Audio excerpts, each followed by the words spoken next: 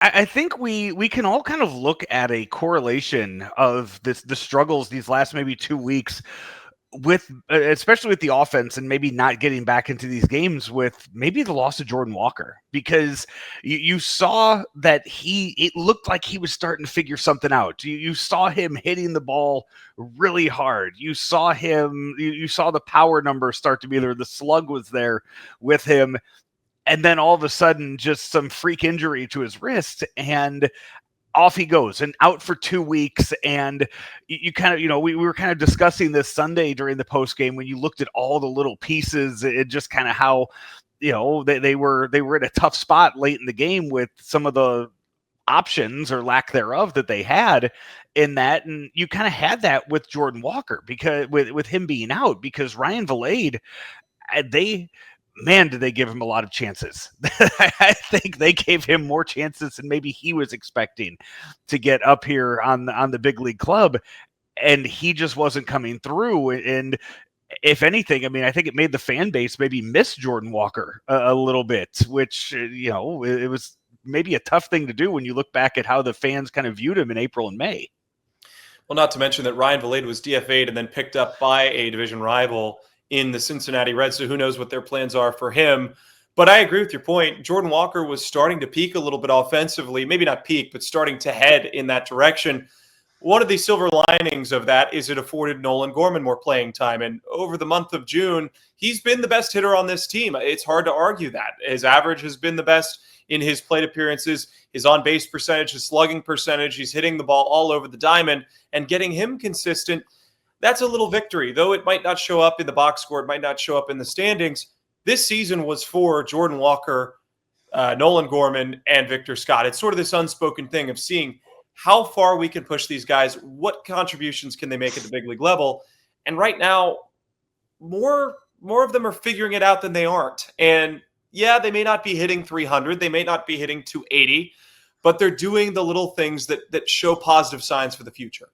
Yeah, and don't forget Ivan Herrera in that mix too, being 24 years old and now being the centerpiece of your lineup. So you had that runway for these guys.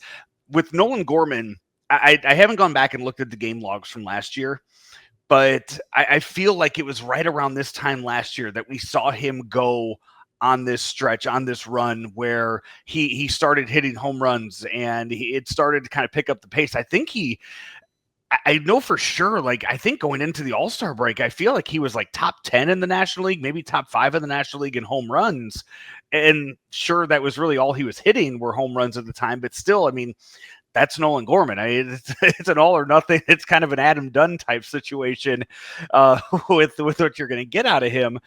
And then All-Star break ends. He starts striking out at just a massive rate again, to where the team's like, all right, we're sending you down to AAA, if anything, to save you from setting the record for most strikeouts in a season. So it's a matter of consistency now. Okay, this is this is Nolan Gorman's month. Maybe this is his thing, a Kyle Schwarber situation with that June boom that you see out of him. Can it continue on? Can he figure out a way to stay consistent with it and keep it going and turn a 3-week hot stretch into a 6-week or 9-week hot stretch?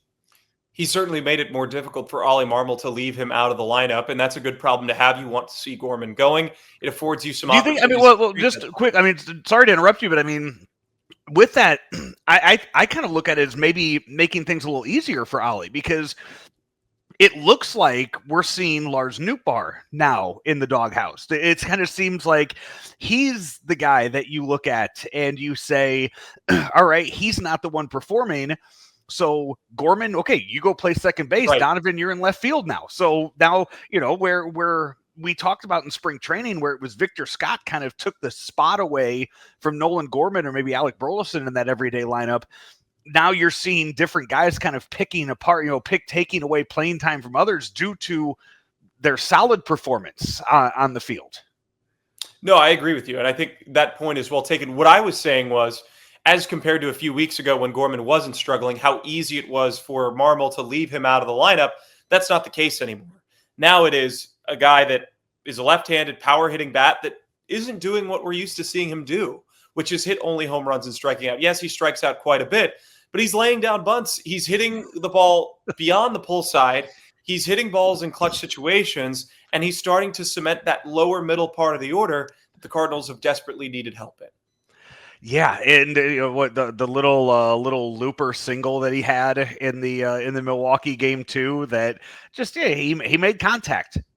When he makes contact, good things happen. You go look at his batting average, balls in play, and just see how how big of a part of his game that is. It's such an all or nothing kind of guy for that. So I absolutely expect him to be in the lineup tonight.